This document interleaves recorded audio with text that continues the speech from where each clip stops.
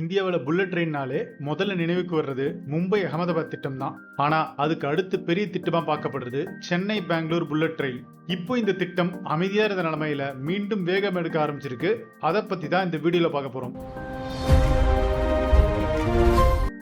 தேசிய அதிவேக ரயில் கழகமான NHSRCL இந்த திட்டத்துக்காக புதிய டெண்டரை வெளியிட்டிருக்காங்க. இது கட்டுமானத்துக்கான டெண்டர் கிடையாது. கட்டுமானத்துக்கு முன் செய்ய வேண்டிய முக்கியமான பொறியியல் ஆய்வுகள், நில ஆய்வுகள் மற்றும் DPRனு சொல்லப்படுற டீடைல்டு ப்ராஜெக்ட் ரிப்போர்ட் அப்டேட் செய்யறதுக்கான டெண்டர். ஏற்கனவே கடந்த 2024 செப்டம்பர்ல Mysuru to Bengaluru to Chennai bullet ரயில் திட்டத்துக்கான DPR தயாரிக்கப்பட்டு சமர்ப்பிக்கப்பட்டுச்சு.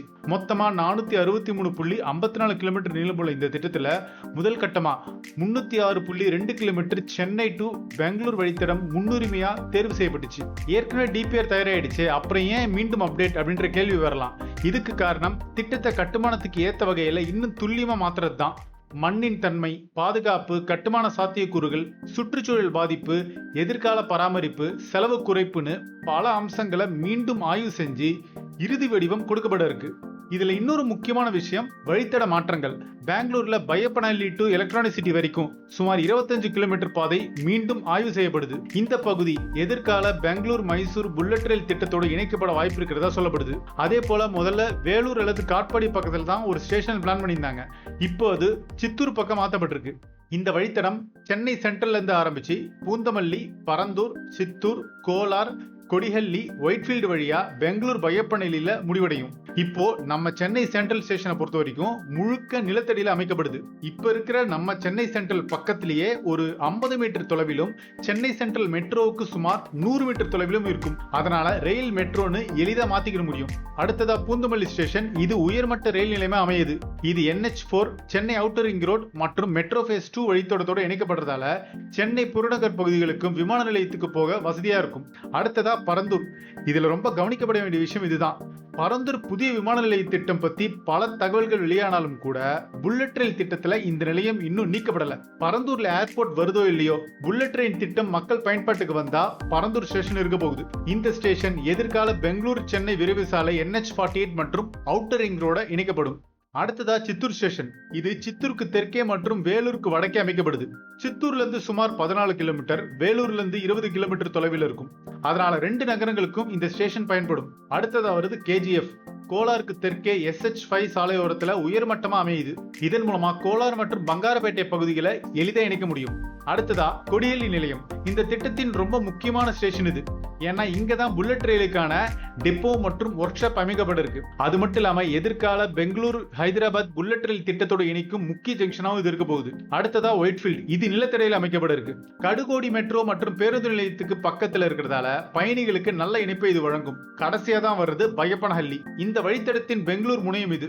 இந்த நிலையமும் நிலத்தடியில் அமைக்கப்படுது. ஓல்டு மெட்ராஸ் ரோடு கீழே கட்டப்பட இருக்கிறதால கட்டுமான காலத்துல அந்த பகுதியில போக்குவரத்து மாற்றங்கள் செய்யப்பட வாய்ப்பு இருக்கு.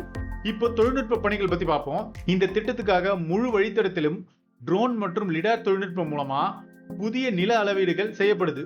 மண்ணோடைய தன்மை, பாறை அமைப்பு, பாலங்கள், சுரங்கப்பாதைகள், ரயில் பாதைகள் மற்றும் சாலை கடப்புகள்னு அனைத்துக்கும் புதிய பொறியியல் ஆய்வுகள் நடக்குது. தமிழ்நாட்டில் மட்டுமே கூவம், கொஸ்தலை, பாலாறு ஆறுகளை கடக்கும் இடங்கள்ல வெள்ளப்பெருக்கு, நீரோட்டம், ஆற்றுப்படுகை உள்ளிட்ட விரிவான ஹைட்ராலஜி ஆய்வுகள் நடத்தப்பட இருக்கு. அதுக்கப்புறம் தான் அந்த ஆறுகளுக்கான பாலங்களுடைய இறுதி வடிவமைப்பு முடிவு செய்யப்படும்.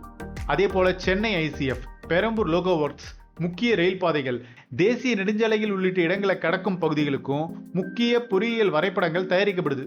இது மட்டும் இல்லாம குடிநீர் குழாய்கள், கழிவுநீர் பாதைகள், மின்கம்பிகள், நகர வளர்ச்சி திட்டங்கள், எதிர்கால சாலை விரிவாக்கங்கள்னு எல்லா அரசு துறைகளிடமிருந்தும் தகவல்கள் சேகரிக்கப்படும். இந்த ஆய்வுகளுக்கு அப்புறம் தான் வழித்தடத்துல மாற்றம் ஏற்பட்டா நிலம் கையகப்படுத்துற திட்டமும் புதுசா மாற்றப்படும்.